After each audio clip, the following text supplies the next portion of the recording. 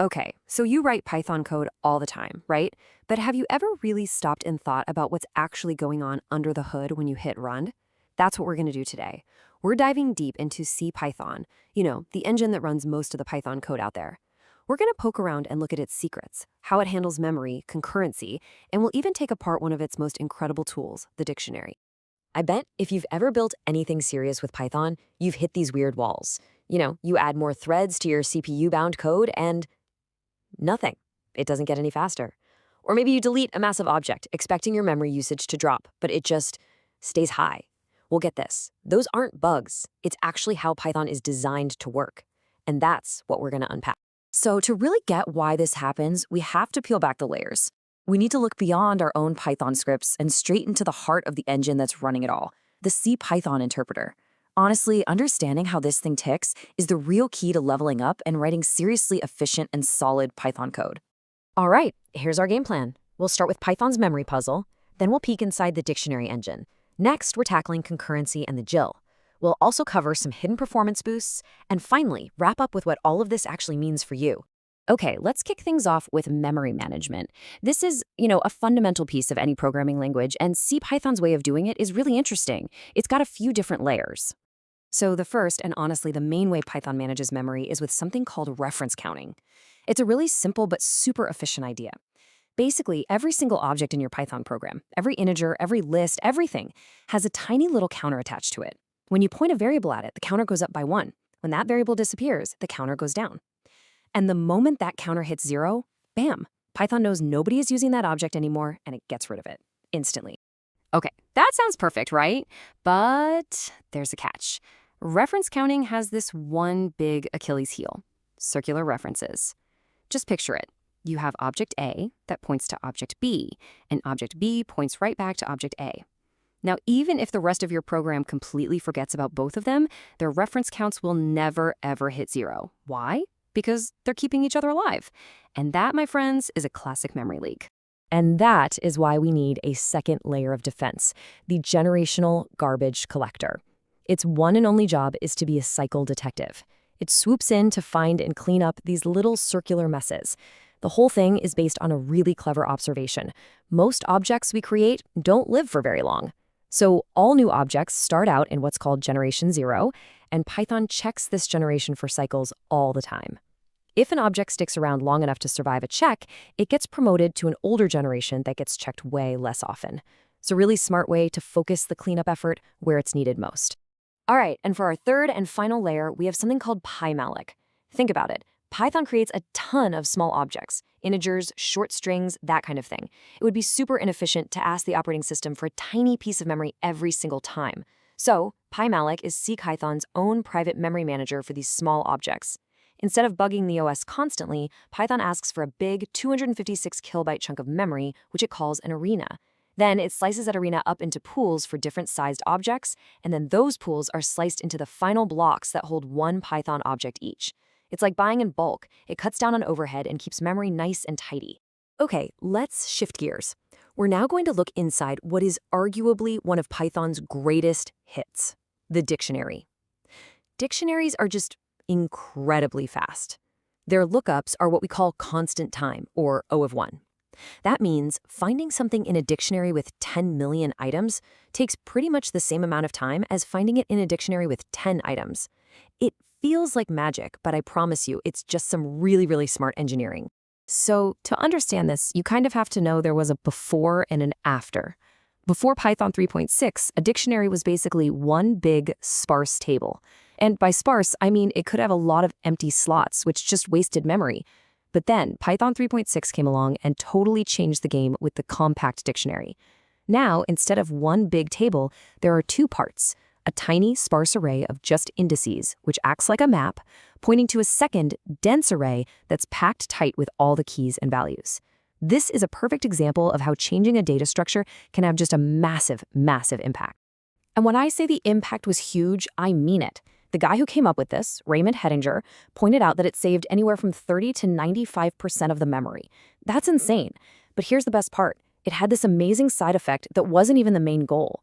Because all the data was now stored neatly in order in that dense array, dictionaries suddenly preserve their insertion order. That's right, ordered Dicts became the default, basically for free.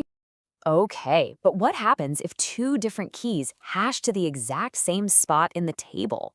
That's called a collision, and it's a classic problem with hash tables. Now, some languages would just start a list at that spot, but Python does something, well, a little more clever. It uses a technique called open addressing. It basically says, oops, this spot is taken, let me just find the next empty one. But it doesn't just look at the very next slot. It uses a really smart formula to probe for an empty slot somewhere else in the table. This helps scatter the items around and stops them from all clumping up in one area, which would really slow things down. Now, this probing system is brilliant, but it does have a known weak spot. It's especially true for integers because the hash of an integer is, well, just the integer itself. So it's theoretically possible for a malicious actor to create a list of numbers that are perfectly designed to collide over and over again. This can actually force the dictionary into a worst-case scenario, grinding its performance down from super fast to painfully slow. It's not something you'll likely see in the wild, but it's a really cool example of how these deep internal details can even have security implications. All right, it's time to talk about the elephant in the room, the big one. We're talking about concurrency and the global interpreter lock, or as everyone calls it, the GIL. This is probably the most famous and maybe infamous feature in all of CPython. So what on earth is the GIL? The easiest way to think about it is like a single master key for the Python interpreter. And here's the rule. Only one thread can hold that key at any given time. A thread has to possess this key to be able to run any Python code. The direct result of this? Even if you got a beast of a machine with 16 cores, only one of your Python threads can actually be running at once. And that, right there, is the #1 reason why using multiple threads in Python doesn't make your heavy-duty, CPU-bound code run any faster. Okay, so that immediately brings up two huge questions, right? First, why would anyone create something like this in the first place? And second, if it's such a known bottleneck, why is it stuck around for so long? Why is it so hard to get rid of? The answer, believe it or not, takes us right back to memory management, specifically reference counting. See, with the GIL in place, you never have to worry about two threads trying to change an object's reference counter at the exact same time. That would be a race condition, and it could totally corrupt your memory. So the GIL was basically a simple, if a bit blunt, way to make sure everything was thread safe. It protected not just CPython itself, but also the massive ecosystem of C extensions that people have built over the years.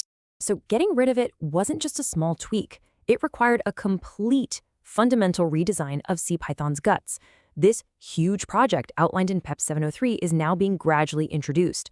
Starting with Python 3.13, we now have an optional build where you can actually turn the GIL off. It's experimental, but it's there. And it's built on a brand new way of doing reference counting safely.